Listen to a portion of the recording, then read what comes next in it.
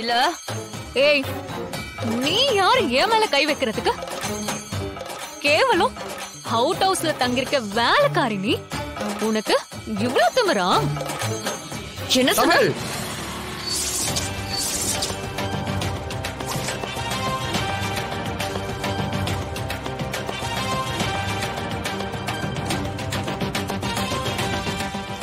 என்ன பண்ற?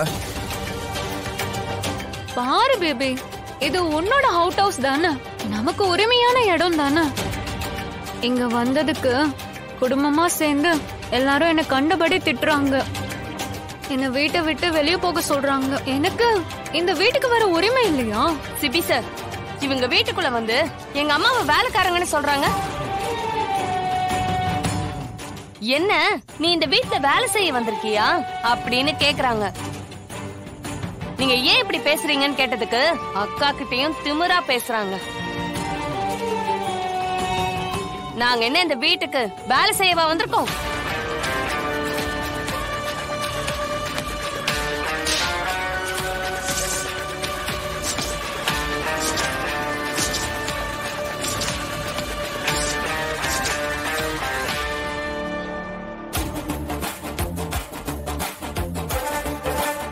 சாம், மன்னிப்பு கேளு.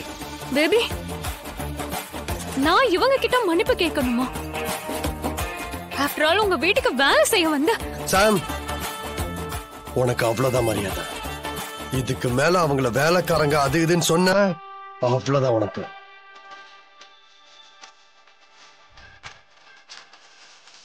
அவங்கள யாரு நினைச்ச? ஏன் ஃபேமிலி, என் குடும்பத்தை நீ அசிங்கப்படுத்துவியா? மன்னிப்பு கேளு. இப்ப கேட்க போறியா இல்லையா சாம்? Sorry sorry.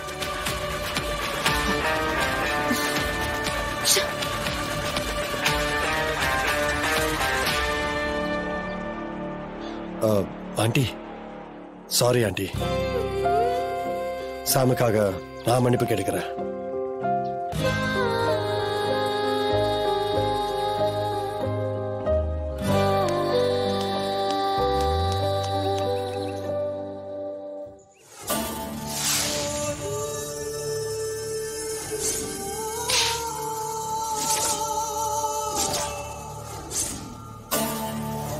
அவங்களை யாரு நினைச்ச? சிபி, நடிப்புனாலும் எல்லாத்துக்கும் ஒரு லிமிட் இருக்கு. அவ முன்னாடியே நீ என்ன அடிப்பியா? அதுவும் அந்த குடும்பத்துக்காக. அது ஒரு குடும்பம், அவங்களுக்கு நீ சப்போர்ட் பண்றல்ல? சாம், வாழா வெட்டிய ஒரு அம்மா, பொறுப்பில்லாத ஒரு தங்கச்சி, திமிரு பிடிச்ச ஒரு அக்கா, இன்னொன்னு கடைசியா ஒருத்தர் இருக்காளே, அவ என்ன ரகம்னே தெரியல. இப்படிப்பட்ட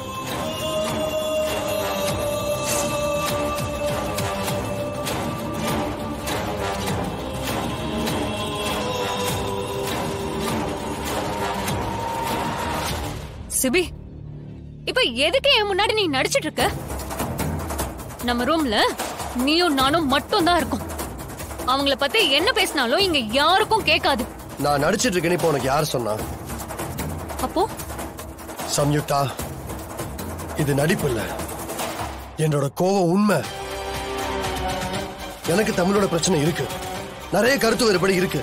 ஆனா இன்னைக்கு அவ குடும்பம் என் வீட்டுல எங்களோட கெஸ்டா இருக்காங்க,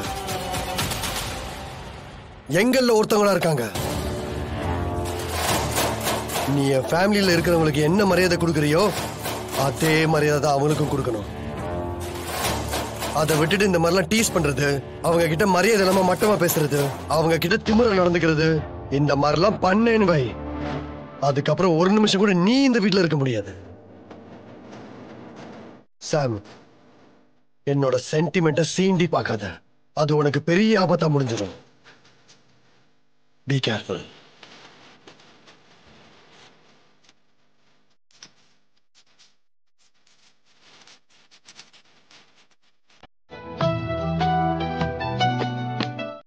என்ன சிபி, மூளைக்குள்ள குழப்பம் புயலா உருவாயிடுச்சா? சேச்சா இல்ல ஜானு, தெரியுதே, இவ்ளோ சொன்னதுக்கு அப்புறம் உன்கிட்ட இருந்து இன்னும் தெளிவான பதில் வரலையே. அப்படி இல்லை சானு, எனக்கு கொஞ்சம் டைம் வேணும் சானு. நான் யோசிச்சு சொல்றேன்.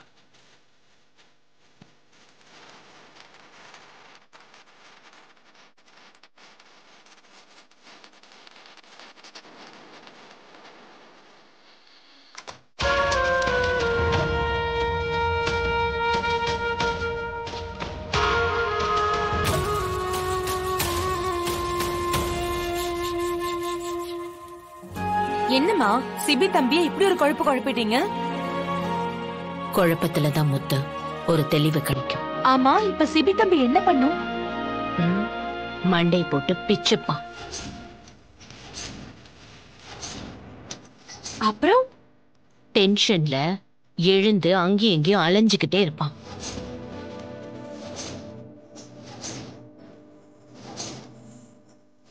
அப்புறம் அவன் கிட்ட யாராவது பேச வந்தாங்கன்னா அவங்க கிட்ட எரிஞ்சு விழுவான்.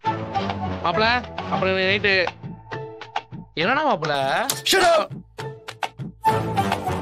மாப்பிள நான் வெளில போடா.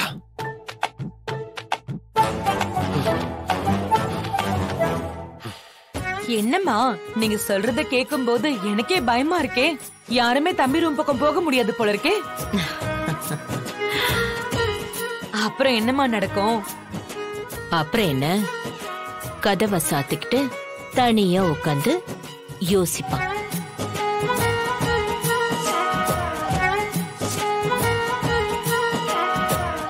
அப்புறம் யோசிக்கும் போது தமிழ், வெண்பா, சம்யுக்தா 3 பேரையும் கம்பேர் பண்ணி பாப்பான்.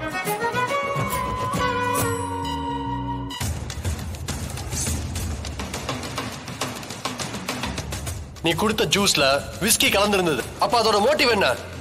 நீ ஜெயிச்சா அவளும் ஜெயிச்சான் தானே நேம் வரும். அதுக்கு என் கம்பெனிவே அசிங்கப்படுத்தியா நீ? அவ நகையெல்லாம் திருடலத்தான். அத்தையும் அப்பாவும் பிளான் பண்ணிதான் இந்த கேமே ஆடினாங்க. அது நல்ல ஒர்க் அவுட் ஆச்சு. அவ வெளியே போயிட்டா.